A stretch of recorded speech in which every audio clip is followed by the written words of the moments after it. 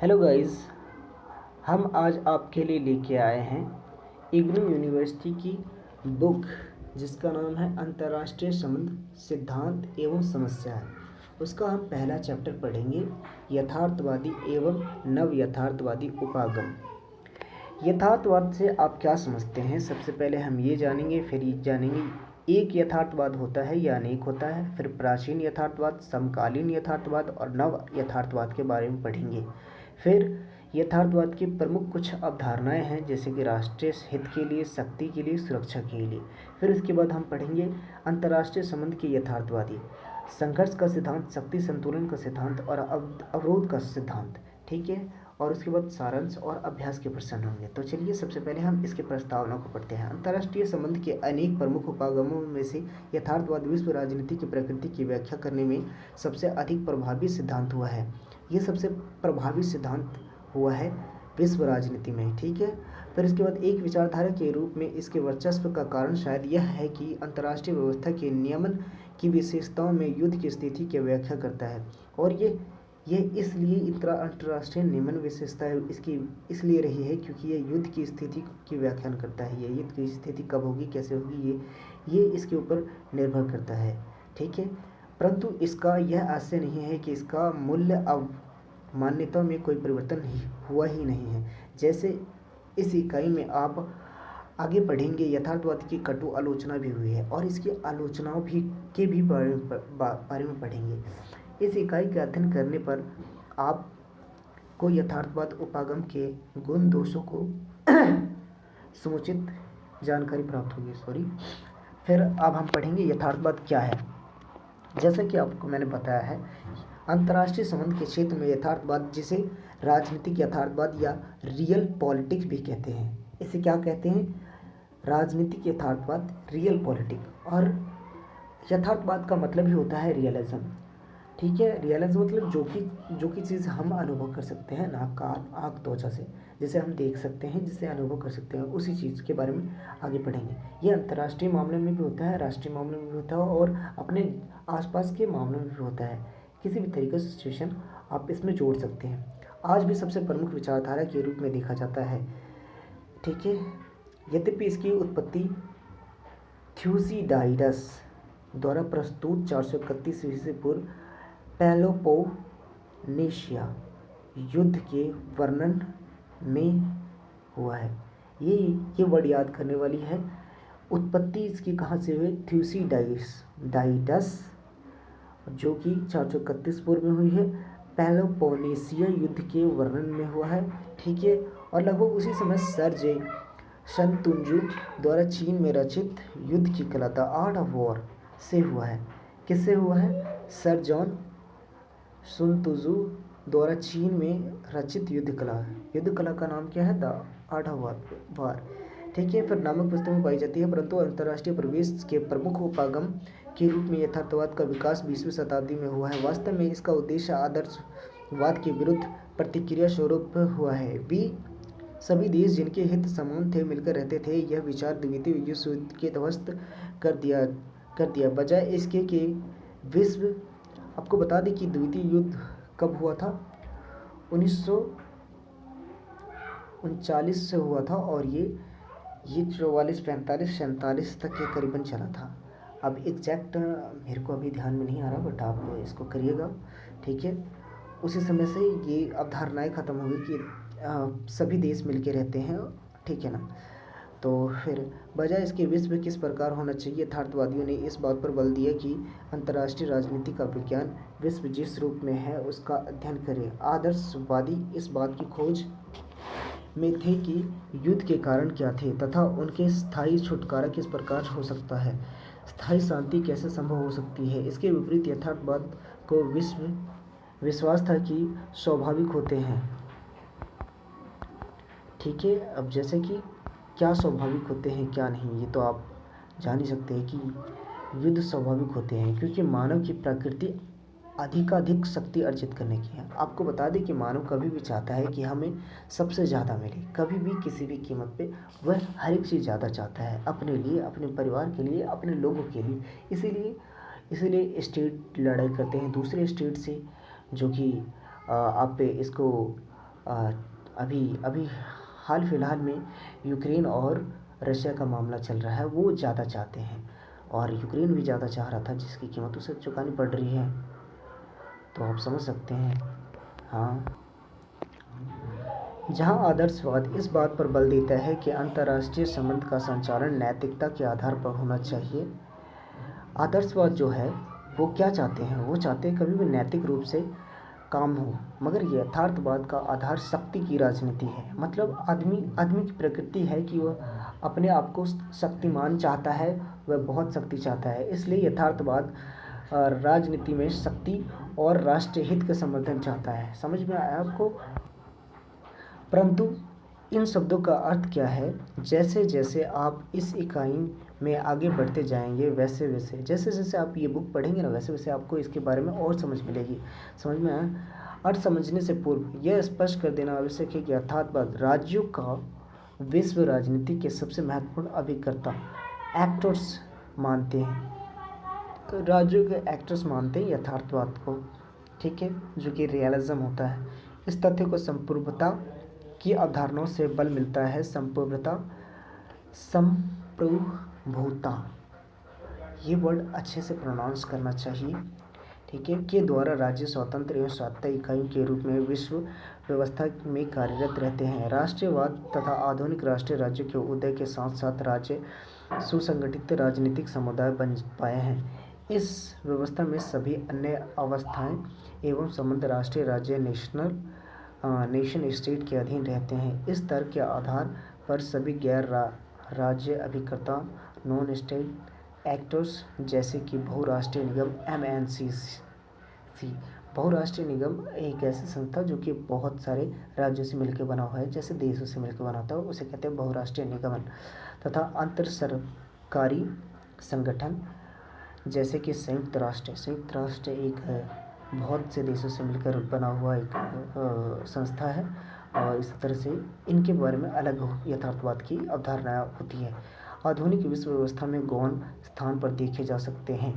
इस तथ्य को मानते हुए भी कि गैर राज्य अभिकर्ता अंतर्राष्ट्रीय संबंध के संचालन के प्रमुख भूमिका निभाते हैं और विश्व व्यवस्था के विषय के प्रमुख साझेदारी करते हैं। यथार्थवादी अपनी इस धारणा पर अडिग है कि अंतर्राष्ट्रीय व्यवस्था में राष्ट्रीय राज्यों का सर्वश्रेष्ठ स्थान है, यह स्वीकार करते हुए भी कि गैर राज्य अभिकर्ता राजनीतिक क्षेत्र में भागीदारी है। यथार्थवादी यह तर्क प्रस्तुत करते हैं कि राज्य की सर्वोच्चता को आज भी कोई चुनौती दे नहीं सकता, क्योंकि राज्य राष्ट्रीय राजनीतिक सत्ता की इच्छानुसार ही कार्य करते हैं। यथार्थवाद के अनुसार कोई भी शक्ति राज्य के ऊपर या उससे उच्चतर नहीं हो सकती। तो आप समझ में आया दोस्तों, क्योंकि इनको लगता है कि राष्ट्रीय राजनीतिक सत्ता की इच्छा अनुसार ही कार्य करते हैं, मगर ऐसा नहीं है।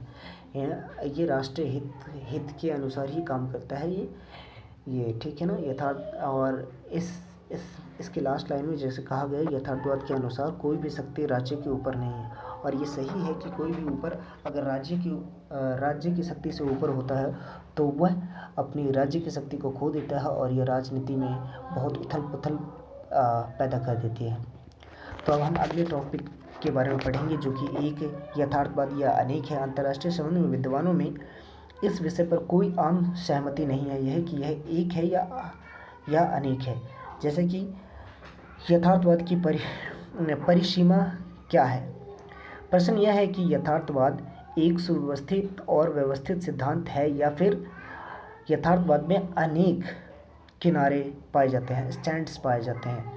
इस प्रश्न का कोई स्पष्ट उत्तर नहीं मिल पाया है। फिर भी विभिन्न वर्गीकरणकर्ताओं ने प्राय यथार्थवाद के एक छोर किनारे को अन्य से पृथक करने का प्रयास किया है, जैसा कि हम आगे के चैप्टर में और भी पढ़ेंगे और भी अच्छे से, ठीक है।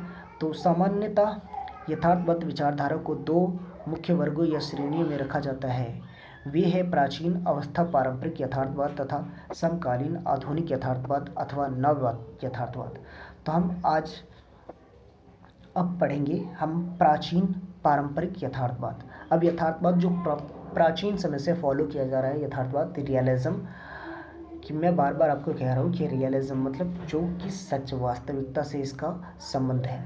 तो आप आइए और ये प्राचीन पारंपरिक यथार्थवाद के बारे में पढ़ते हैं। प्राचीन पारंपरिक यथार्थवाद। पारंपरिक यथार्थवाद अंतर्राष्ट्रीय राजनीति के उस विशाल विश्व दृष्टिकोण का प्रतिनिधित्व करता है जो कि क्या है दोस्तों, जो कि अनेक पीढ़ियों के योगदान से विकसित हुआ है। इनमें जो मैंने आपको पहले कहा था, थ्यूसिडाइडस ये जहाँ से यथार्थवाद की शुरुआत हुई, ठीक है। और फिर मैकियावेली वो अभी के हैं, कुछ ही पहले के। और फिर E.H. कार से लेकर हंस मार्गेंथाउ तक अनेक विद्वान शामिल हैं। यथार्थवाद को द्वितीय विश्व युद्ध के उपरांत निश्चित रूप से कागनथाउ के नाम के साथ संबंध किया जाता है। प्राचीन यथार्थवाद का मूल मंत्र यह है कि पूर्व मान्यता पर आधारित है कि अंतर्राष्ट्रीय राजनीति राज्यों के मध्य कभी न समाप्त होने वाली शक्ति के संघर्ष का प्रतीक है। समझ रहे हो दोस्तों, ये कभी ना हो समाप्त होने वाली शक्ति के लिए संघर्ष का प्रतीक है क्या? यथार्थवाद। इस संघर्ष की जड़ें मानव प्रकृति में पाई जाती है। मानव की प्रकृति ऐसी है दोस्तों कि वह जितना उसको मिलता है उससे उतना अधिक चाहता है और वह हासिल करने के लिए किसी भी हद तक, जैसे कि युद्ध करता है, वो अपनी ज़रूरतों से ज़्यादा चाहता है हमेशा, या कभी कभी कोई इन्हीं सब को नियंत्रित करने के लिए हम लोग राजनीतिक में अपने एक गाइडलाइन बनाते हैं कि हमें इस चीज़ से आगे जाके नहीं सोचना है। यहाँ पे हम मानव की प्रकृति ऐसी बनानी है जिसमें सभ्य लोग रह सकते हो। सभ्यता का पालन करने के लिए हमें एक साथ और सबके बारे में सोचना पड़ता है। अगर कोई भी व्यक्ति को किसी भी टाइप की ज़रूरत हो तो उनकी ज़रूरतों को सरकार को पूरा करने में सहयोग करना चाहिए। तो ऐसी प्रकृति में ही मानव का विकास होता है। चलिए खैर, टॉपिक से बियॉन्ड नहीं जाते हैं।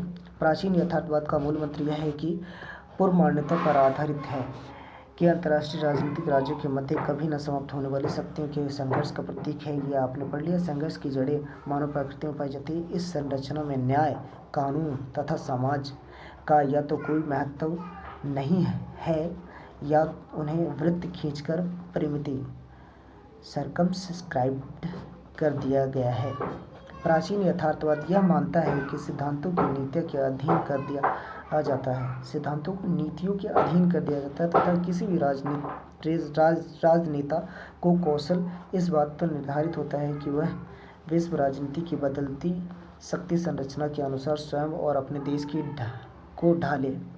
तो ये चीज़ बहुत ज़रूरी होती है कि अगर विश्व में जैसा माहौल चल रहा है उसके हिसाब से ढलना पड़ता है, नहीं तो आप अपने पिछड़ेपन का शिकार हो जाते हैं, जो कि अगर आपको अभी नहीं पता चलता तो वो आपके आने वाले भविष्य में पता चलता है। 10 साल, 20 साल, 30 साल, 50 साल में आपको इसके साइड इफेक्ट दिखने लगते हैं। इसलिए हमें दुनिया में अपने आप को बदलते रहने की कोशिश करना चाहिए। आपको बता दो एक बात कि नदी के पानी भी अगर एक जगह रहे तो वो सड़ जाती है।